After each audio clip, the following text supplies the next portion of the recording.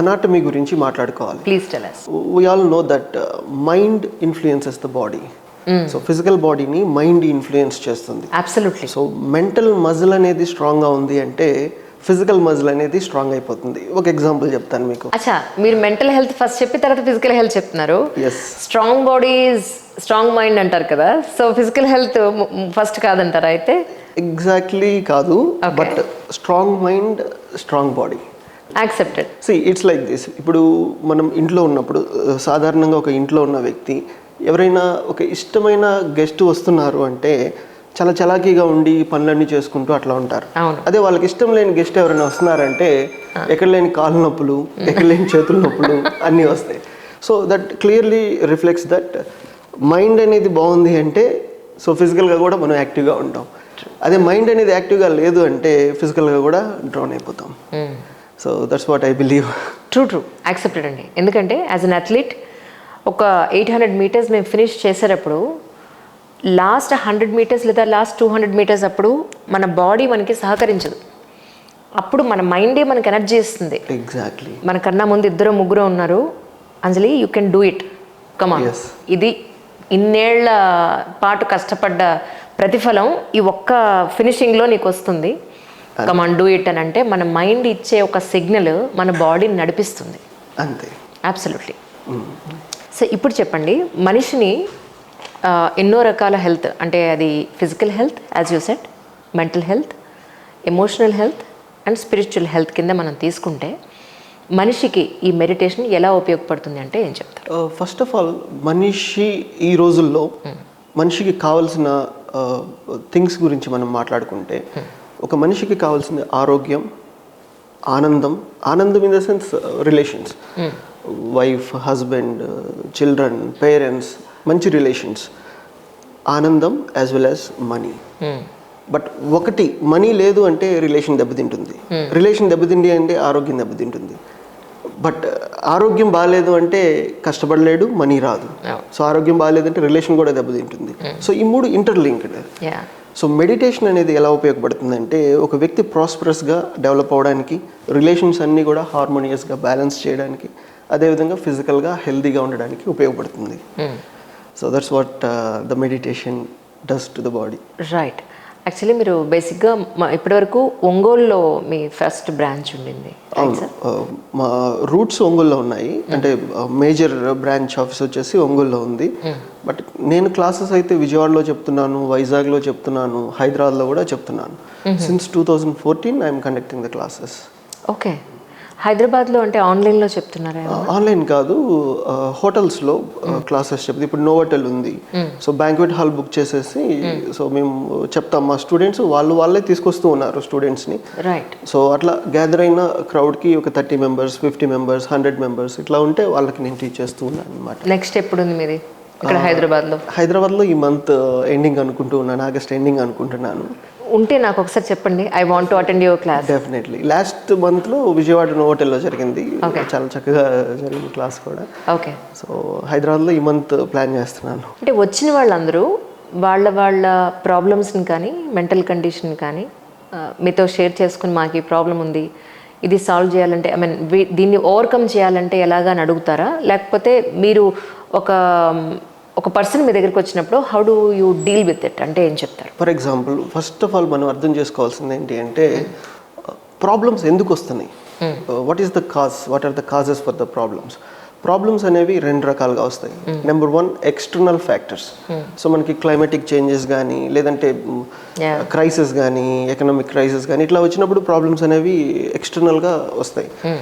రెండోది వచ్చేసి internal factors. Internal ఫ్యాక్టర్స్లో కూడా 2 ఉంటాయి. మళ్ళీ ఇంటర్నల్ ఫ్యాక్టర్స్లో కర్మ అనే ఫ్యాక్టర్ ఉంది. మనకి ట్రెడిషనల్గా తరతరాలుగా వస్తుంది. కర్మ అనేది సరిగ్గా అర్థం చేసుకోక ఎన్నో కోట్లు పోగొట్టుకుంటున్న వాళ్ళు కూడా ఉన్నారు. కర్మ అనేది ఒక portion. And psychosomatic condition, psychosomatic diseases అంటారనమాట. సో అదొక కండిషన్. It's like this. ఒక 100% ప్రాబ్లమ్స్ తీసుకుంటే 5% అనేది ఎక్స్టర్నల్ సోర్సెస్ ద్వారా వస్తాయి. ఒక 5% అనేది మాత్రమే కర్మ. 90% అనేవి మన ఎమోషన్స్, మన థాట్స్, మన బాడీ క్రియేట్ చేస్తుంది. So for example, suppressed emotion. Suppressed anger, unexpressive hatredness, ఇలాంటివి ఏం చేస్తాయి అంటే బాడీ లోపల ప్రాబ్లమ్ని క్రియేట్ చేస్తాయి. సో అలాంటి ప్రాబ్లమ్స్ని మనం మెడిటేషన్ ద్వారా ఇంటర్నల్గా ఎలా వర్క్ చేసుకోవచ్చు అనేది నేను నేర్పిస్తాను. రైట్. ఇన్ కేస్ ఎవరైనా ఫిజికల్గా హెల్త్ బాగాలేదు అని మీ దగ్గరికి వస్తే వచ్చిన సందర్భాలు ఉంటాయి మోస్ట్లీ. సో వాళ్ళకి ఎలా ఉపయోగపడుతుంది ఇది అని అంటే ఏం చెప్తారు? It's like this. మరి ఇప్పుడు ఎవరైనా కాళ్ళ నొప్పి ఉంది అని ఒక డాక్టర్ దగ్గరికి వెళ్తే ఏదైనా సర్జరీ చేయాలి అంటే ఆ నొప్పి తగ్గించడానికి సర్జరీ చేయడానికంటే ముందు ఒక ఇంజెక్షన్ చేస్తాడు, ఎనస్థీషియా ఇస్తాడు. సో ఎనస్థీషియా ఇచ్చినప్పుడు ఆ వ్యక్తి కాన్షియస్గా ఉన్నా కానీ నొప్పి లేదు. ఏమైపోతుంది నొప్పి? మళ్ళీ సర్జరీ మొత్తం అయిపోయిన తర్వాత ఎనస్థీషియా తగ్గిపోయిన తర్వాత మళ్ళీ నొప్పి వచ్చేస్తుంది. సో ప్రాబ్లం ఎక్కడికి వెళ్ళలేదు, బట్ నొప్పి మాత్రం పక్కకి వెళ్ళిపోయింది. That means there is some inter connectedness. So మనకి నొప్పి ఎక్కడైతే ఉందో ఆ ప్లేస్ నుంచి మైండ్కి కొన్ని సిగ్నల్స్ని బ్లాక్ చేస్తారు, ఎనస్థీషియా ద్వారా కానీ, పెయిన్ కిల్లర్స్ ద్వారా కానీ, స్టెరాయిడ్స్ ద్వారా కానీ. సో అది బ్లాక్ అయినప్పుడు ఏం జరుగుతుంది అంటే నొప్పి లేదు అనిపిస్తుంది, కానీ తర్వాత ఏమవుతుంది, మళ్ళీ ఆ నొప్పి వచ్చేస్తుంది. సో ఆ నొప్పి రావడానికి రూట్ కాజ్ ఎనర్జీ ఫామ్లో ఉంటుంది. ఆ ఎనర్జీ ఫామ్లో ఉన్న దాన్ని మనం సార్ట్అవుట్ చేయగలిగితే సో నొప్పి అనేది తగ్గిపోతుంది. ఇన్ కేస్ ఐ థింక్ మీ దగ్గరికి మానసికమైన సమస్యలు, కుటుంబపరమైన సమస్యలు, ఆర్థికపరమైన సమస్యలతో కూడా వచ్చిన వాళ్ళు వస్తుంటారు. ఎస్పెషల్లీ వీటన్నింటికి మన మనసు, మన బ్రెయినే ముఖ్య కారణం అని అనుకుంటే దాన్ని ఎలా కంట్రోల్ చేయగలుగుతాం? ఎగ్జాక్ట్లీ. మనం we need to understand the anatomy. ఇప్పుడు ఫిజికల్ బాడీ అనాటమీని ఎంబీబీఎస్ డాక్టర్స్ కానీ లేదంటే మెడికల్ సైన్స్ అనేది బాగా ఎలాబొరేట్గా చెప్తూ ఉంది. దానికోసం కొన్ని సంవత్సరాలు చదివి చేస్తూ ఉన్నారు. బట్ హ్యూమన్ అంటే ఫిజికల్ బాడీ మాత్రమే కాదు. మనకి ట్రెడిషనల్గా ఉపనిషత్తుల నుంచి ఉంది. ఒక వ్యక్తి అంటే 5 కోశాలు: అన్నమయ, ప్రాణమయ, మనోమయ, విజ్ఞానమయ, ఆనందమయ కోశాలు.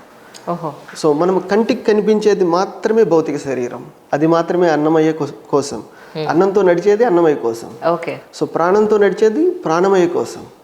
సో ఇది ఎట్లా ఉంటుంది అంటే విజ్ఞానమయ కోసం అనేది మనోమయ కోశాన్ని నడిపిస్తూ ఉంటుంది, మనోమయ కోసం అనేది ప్రాణమయ కోశాన్ని నడిపిస్తూ ఉంటుంది, ప్రాణమయ కోసం అన్నమయ కోశాన్ని అంటే భౌతిక శరీరాన్ని నడిపిస్తూ ఉంటుంది. So mind influences the emotions, emotions influences the physical body. So మనం ఇక్కడ ఫిజికల్ బాడీని వర్క్ చేస్తూ ఉంటే సో అవి రిపేర్ అవ్వవు. సో మనం అక్కడి నుంచి వర్క్ చేసుకుంటూ రావాలి. అట్లా అనాటమీ అర్థమైంది అంటే మనం రూట్స్ నుంచి వర్క్ చేసుకుంటూ రావచ్చు. కరెక్ట్. చాలామంది నేను చూసానండి, ఒక వ్యక్తిని చూసిన వెంటనే చాలా నెగిటివ్ వైబ్స్ ఉన్నాయి అనేస్తారు. ఎగ్జాక్ట్. ఒక ఇంటికి వచ్చిన వెంటనే ఇక్కడ చాలా పాజిటివ్గా ఉంది అంటారు. ఇది మనం ఎగ్జాక్ట్గా ఎలా మెజర్ చేయగలుగుతాం? It's like this. నేను ఇందాక చెప్పినటువంటి 5 కోశాలు ఏవైతే ఉన్నాయో 5 కోశాలు కూడా ఒక వ్యక్తి కాదు. ఆ 5 కోశాలని నడిపించే ఒక ఎనర్జీ ఉంది, దాన్నే ఆత్మ అంటాం, దాన్ని సోల్ అంటాం. ఈ సోల్ ఏంటి అంటే every soul is equally potent and equally efficient.